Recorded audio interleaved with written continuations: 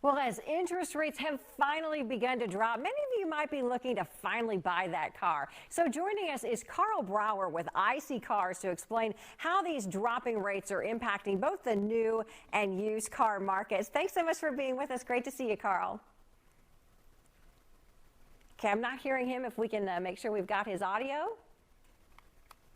You have me? There you Hello? are. All right. Thanks so much, Carl. Yeah. Okay. So we just saw our first of what's expected to be a few more cuts by the end of the year in the federal interest rate. Tell me what you're seeing and how this is impacting both the new and the used market.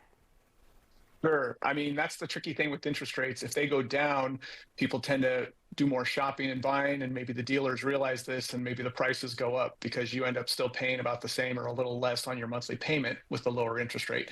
And sure enough, we saw both new and used car prices tick up a little bit last month after dropping, fairly consistently for most of the past year plus. They're still lower, much lower than they were a year ago, but they're also still much higher than they were before COVID, of course. Okay, because that was my next question. Once you said they started ticking up again, is how are things looking? Did we see some of that decline after we started to see those prices decline? Are we basically living with much higher prices for cars these days? Yeah, we really are. I mean, we had a big demand spike and a supply drop when they shut down all the production of new cars a couple of years ago, and it kind of built up a lot.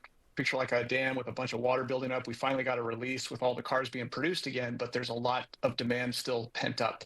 And of course, we've got inflation. So we're slowly releasing the pressure of the pent up demand, but we're kind of being countered by inflation compared to 5 years ago. And the result is that cars, again, they're cheaper than they were a year and a half ago, but they're still far more expensive than they were in 2019.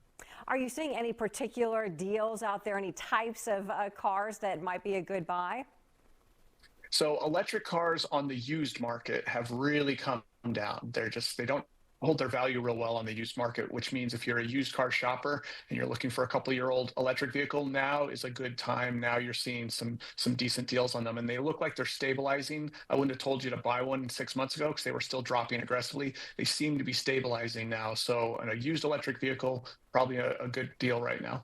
And so as we're in the fall months, I know that's when a lot of the manufacturers start to roll out some of the new models, but we're also expecting more rate cuts. So what are your thoughts about when is a good time to try and cash in on these cuts and buy a car?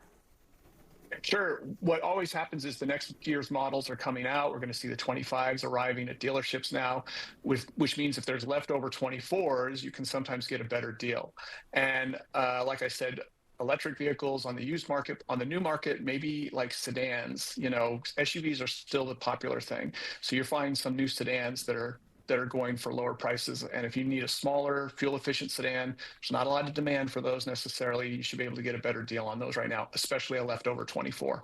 And one of the other challenges that buyers are facing, of course, is insurance rates just keep climbing and climbing. Do you have any advice for helping people? Because they really need to be kind of looking both at the cost of the car and the cost of their insurance, right?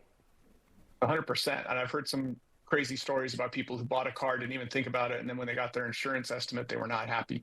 Research what a car is going to cost you on your insurance before you buy, and consider other things, whether it's maybe looking at competitive rates, maybe raising your deductible if it makes sense for you, ways to cut those monthly premiums down. But they have really grown, and people are starting to feel the pinch there. All right, some great insights and great tips. Carl Brower with IC Cars, thanks so much for being with us. We appreciate it. Thank you. All right, so there you have it. We'll continue to keep you updated on how the market is looking.